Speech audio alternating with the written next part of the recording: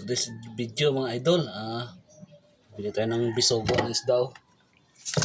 Salmoniti ni sa Ilonggo. Ang luto na ito, paksiw. Ito yung masarap na luto. Alam bisogo to, saka salmoniti. So, natanggalan ko na to ng hasang saka bitoka. Sasangal natin ulit.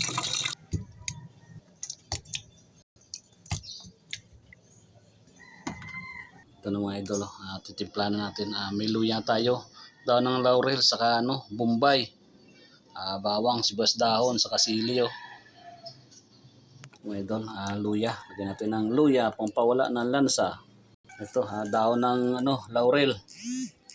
Lagyan natin ng bawang para dagdag bango. Ito, sibuyas, bombay. Ito, lagay tayo ng siling pula. Diyan tayo naglagay ng kulay green. Sunod natin ng sibuyas dahon. Sibuyas dahon. Yun. Ganda pag marami. Daw kinilaw ba? Ito ng asin mga idol. Asin. Pamintang wasak. Pinobla. Yan. Tayo ng tuyo. Kunti lang. Yan. Lagay tayo ng magic seasoning. Yan mga idol. Ayos na yan. Siyempre sinamak. Hindi mawawala yung suka. Yan. Paasim.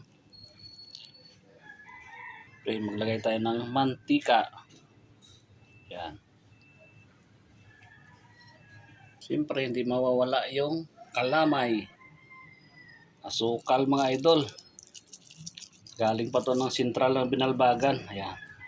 Manghang yan na lasa niyan. Manghang na namis-namis na maalat. Yan ang paksiw ng salmoniti. Siyempre, isasalang na natin sa maiwag ang kalan. Hindi muna tayo nagkahoy. Yan mga idol. Takpan muna natin para mabilis kumulo. Mabilis uminit. Antayin na natin kumulo yan mga idol. Natin mga idol. Ayan, kulo na. Puro suka ito mga idol. Hindi tayo naglagay ng sabaw na tubig ba. Suka.